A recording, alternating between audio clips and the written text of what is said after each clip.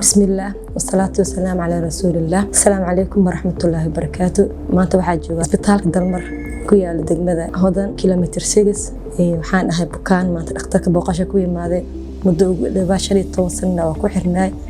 maanta qaas ahaan waxaan u imaaday dhakhtarka indhaha qaybta oo indhaha waxaan ka tabanay Ilaahay mahadiisa waa laga adeegay isbitaalkan saayid sheegay muddo 15 sano ku xiranahay aniga iyo familkeyga dhammaan iyo intii degmada ila nool 90% waxaa keenay caruur waxaa keenay dhaqaatiir ay sheeg haween waxaa keenay dhakhtarka ay intiida cunaha iyo dhagaha iyo waxa qaasatan waxaa igu darnaa markaan imaanay habrartay oo indhaha looga heeyay isbitaalo badan ee tagtay la dhahay Soomaaliya wax laga ma qaban karo Indiya maahine ugu dambeyn dhakhtarkana imaanay ilaahay guul oo naga siiyay habrartay indhaha ugu fiicnaaday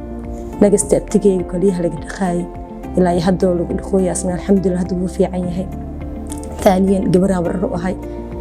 Soomaalidu waxay dhahan ilmo markay dhashaan dhakhtar lama geeyo gabadhaas hal bil dhalad marka dhakhtarka keenay alxamdulillah qaybta lisaanka carabka ka xanuunsaneed operation lagu sameeyay hadda alxamdulillah aad u fiican tahay caanaheeda way cabaysaa hooyadeeda naaskeeda caadi u jaqoosa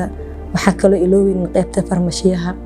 aad ay soo dhaweeyaan hadii la dhoo discount hadii la dhoo qosol hadii la dhoo farxad wallahi ma sha Allah isbitaalkan 24 hours imaado open waaye qofku cilinaysa ma lahan aad ugu mahad celinaa Dr. Ahmed isna sidoo kale uu mahadsan yahay because abrartay indhaha biyo oo furnaa uu ka daaweeyay isna sidoo hadda ma sha Allah isbitaal weyn waaye oo ku faraxsanahay Soomaali waxa leeyahay meel kasta aad joogtaan waxaan jecel in isbitaalka ku soo xirantiin dhakhtar guud waaye iyo mid gaar intaba bukaan jiif bukaan socod soo dhaweyn fiican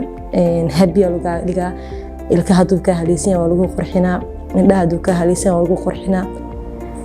waxaad aad ugu mahad celinaa dhammaan shaqaalaha iyo dhaqaatiirta joogan isbitaalka